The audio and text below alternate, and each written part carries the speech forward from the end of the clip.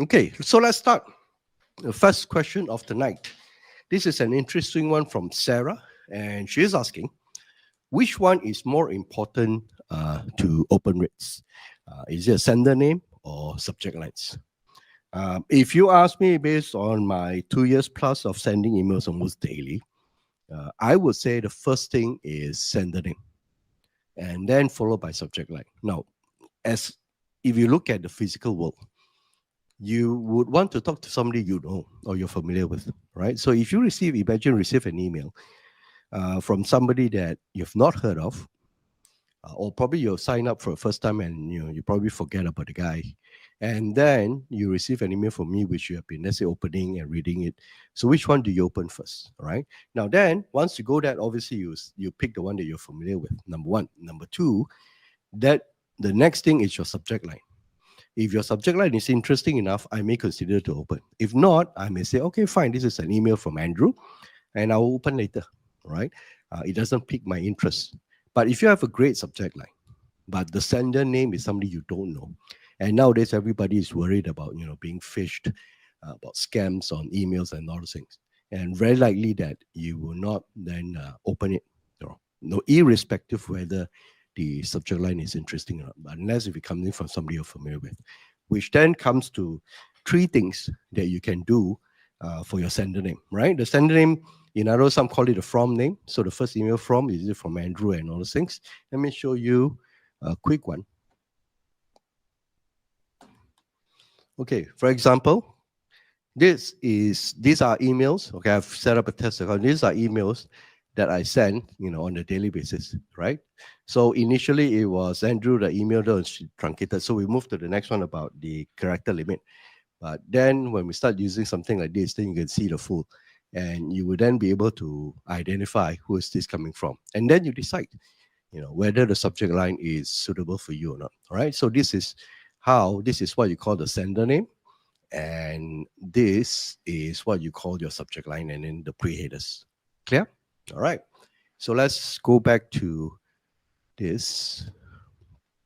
So three things that you can do, right?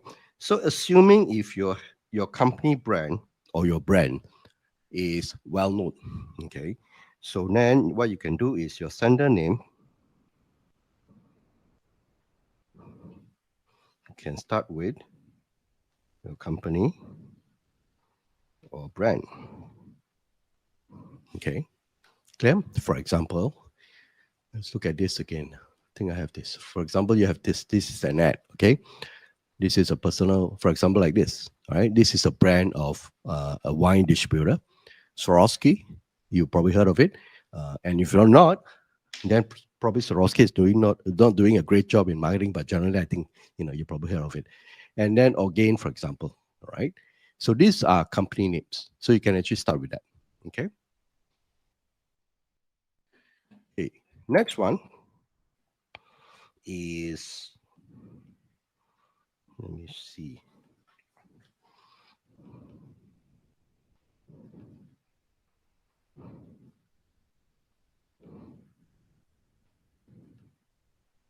Okay.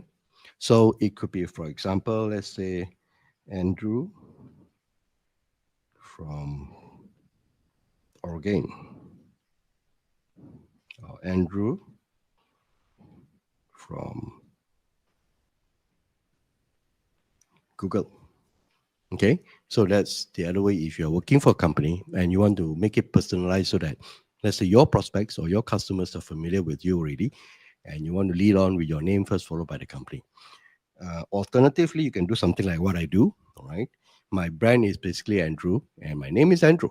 Right, so I can just decide to just do this one, have my own name, or I can then decide to have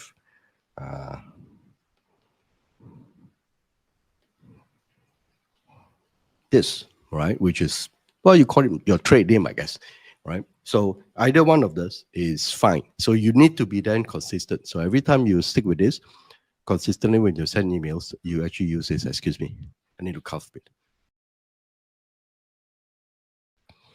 Okay, I'm back on. So three options that you can do, right? You can start with your company brand or company or brand, or name from the company. So Andrew from Again, or Andrew from, let's say, Google. And the third one, if you're on personal brand, if you're a single operator or a freelancer, for example, then focus on using your name. The company name, obviously, you will have a company, but that's used for transactional purposes, issuing invoice and all those things. But you want to use your personal name because that's what generally the public will know you as. So you can actually play with this. Sarah, I hope this would be useful for you. Okay, Sarah, we talked about sender names, right? And you notice, like for example, I tested this. Can you see me? I tested this, and initially I started with Andrew. Not this. I started with this. Then when I was playing around with MailerLite, I forgot about it, and I switched it back to Andrew /email, and then it's truncated, right? And while I was doing this, I realized I made a mistake, and then I revert back to this. Now, at what point you may ask is, there's a limit to the number of characters. So I'm going to give you the list, also called the character limitation for each of the providers. Ready? So if you're using Windows Phone, I know nobody uses it, but then again, for completion, so-called, for completeness sake, we will do it. So you have 17 characters. For iPhone, and okay, this one is no longer in play, but still is 24 characters. Okay, so 2 characters means include A, B, and then include space, and then C. So this is 4 characters. Clear? The next one is iPads. So if you're watching or reading emails on your iPad, it is 23 characters. And what else? Android, general Android phones, okay, because Android phones has many different form factors, but generally speaking, is 32. Okay, if this is on mobile, if you're on desktop, like what I do mostly, then you have, let's say, Outlook. If you're using the Outlook web-based client, is between 25 to 30 characters. Okay, and then you have Gmail, which probably like 45-50% of the users, you have your character limit is 20. And finally, Yahoo. Now, Yahoo is peculiar in the sense that it depends on your dimension of your reading device. Okay. So, for example, if you're on desktop, if you have 2048, 1080 kind of screen dimension, then obviously you will see a lot more. If you're on the older, let's say, a notebook, then probably it's lesser. So these are the characters. So the sweet spot is between 20 to 25. Okay, so that it fits into anyone that is reading this email or whatever device they use.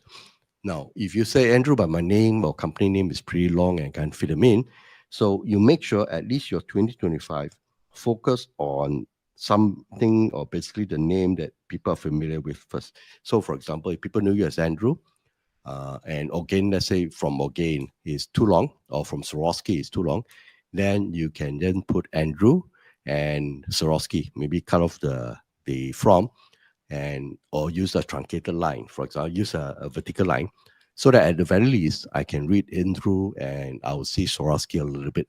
Okay, so it depends. So if you say Swarovski is an important name and people know that because they don't care about you, the sender, then you start with Swarovski, and then you have a line break, and then you have Andrew. That's fine. Okay, so make sure. Oh, sorry, you probably don't see this.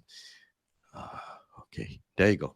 So make sure you comply to the following. Okay, so Windows is 17 characters, iPhone or BlackBerry is 24 characters, iPad is 23, Android is 32. That's on mobile device. And if you're on desktop, it's between 25 to 30 for Outlook. And for Gmail alone, it's limited to 20. Okay, for desktop. Definite, I know because I've tested it. All right. And then on Yahoo, it depends on the dimension of your desktop monitor screen.